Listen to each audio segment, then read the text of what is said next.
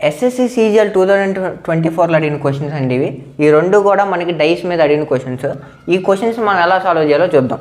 ముందుగా మనకి ఇలా ఇక్కడ క్వశ్చన్ ఏమి ఇచ్చాడో చూద్దాం. TOBLYV అనే ఈ 6 సైడ్స్ ఉంటాయంట డైస్కి.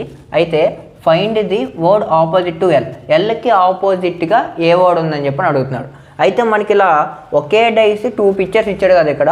ఇప్పుడు మనం ఏమైనా కామన్ వర్డ్ ఉందేమో చూడాలి. ఇక్కడ చూసినట్టయితే వై మనకు కామన్ కాబట్టి ఇక్కడ వైని పైన ఒకసారి కింద ఒకసారి రాసుకోండి. రాసుకున్న తర్వాత మనం క్లాక్ వైజ్గా రాయాలి. ఇప్పుడు ఈ డైస్ ఉంది, ఈ డైస్ తర్వాత క్లాక్ వైజ్ ఏమొచ్చింది టీ తర్వాత ఓ. అలానే ఈ డైస్ కూడా రాయాలి కింద బి ఆ తర్వాత ఎల్. ఇప్పుడు టీకి ఆపోజిట్ బి ఉన్నట్టు అలానే ఓకి ఆపోజిట్ ఎల్ ఉన్నట్టు. ఇక్కడ మనకి ఏమడిగాడు find the word opposite to the ఎల్కి ఆపోజిట్ అన్నాడు. అంటే ఇప్పుడు మనకు ఓనే కదండి అయ్యేది, మన ఆన్సర్ వచ్చేపాటికి ఓ.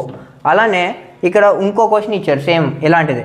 ఇక్కడ ఏమడుగుతున్నాడు eat, cry, play, sleep, run, bath అని ఈ వర్డ్స్ ఇచ్చి 6 వర్డ్స్ ఇచ్చి అలానే 3 డిఫరెంట్ పిక్చర్స్ ఇచ్చాడు సేమ్ డైసి.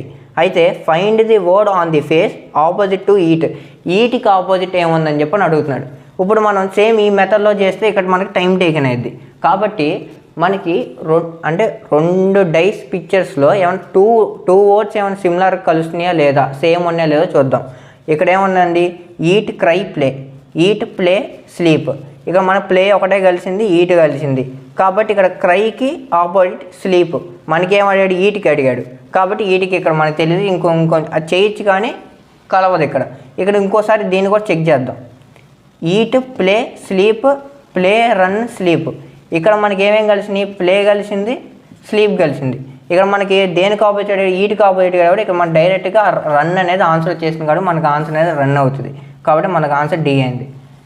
మరిన్ని ఇన్ఫర్మేటివ్ వీడియోస్ కోసం మన ఛానల్ లైక్ చేయండి, షేర్ చేయండి. Have a great day. జై హింద్.